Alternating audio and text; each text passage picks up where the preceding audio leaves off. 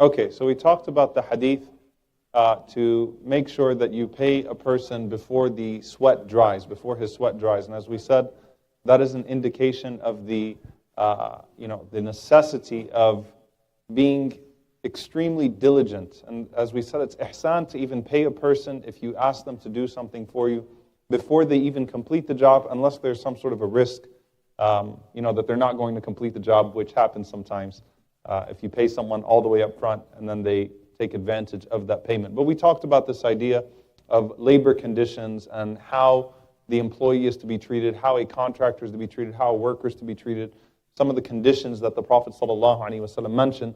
And of course, if you notice, when we talk about the power dynamic, especially the Islamic conception of social justice, the Prophet ﷺ places far more weight on the person that's in a position of power. However, the Prophet ﷺ, in teaching us a comprehensive model for social justice, he places responsibility upon each and every single person.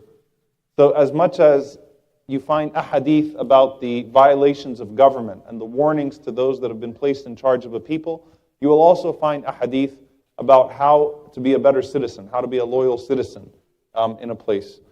Likewise, when it comes to this worker and employer relationship that the Prophet ﷺ mentions here, you find narrations on both sides. However, I had a very difficult time preparing for this halaqah, honestly, because of two things. Number one, the vast majority of the ahadith in this regard go to the person that is in a position of power.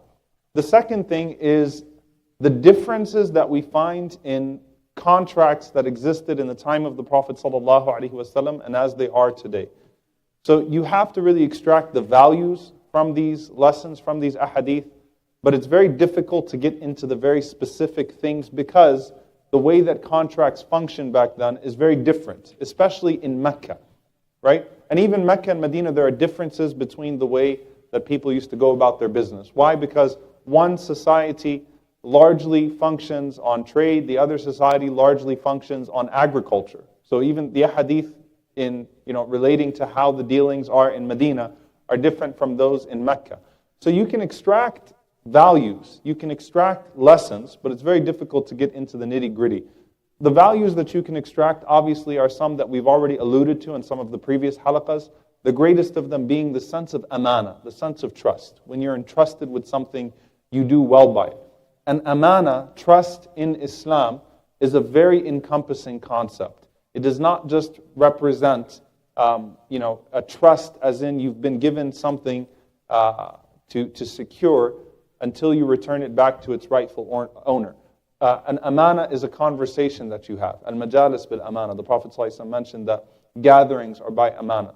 An amana is in friendship. An amana is in leadership. The Prophet ﷺ, when he referred to the loss of trust, the loss of amana, he referred to people being put in positions of power that don't deserve to be put in positions of power. There's a loss of trust, a loss of amana. So you can extract some of those general values from these ahadith, and then you can apply them to these situations. When it comes to trade in particular, at-tujar, the traders, the merchants, we know that when we talk about the spread of Islam throughout the world, it's something common that you will hear, but it's very valuable and it's quite profound, that the largest Muslim country in the world today, which is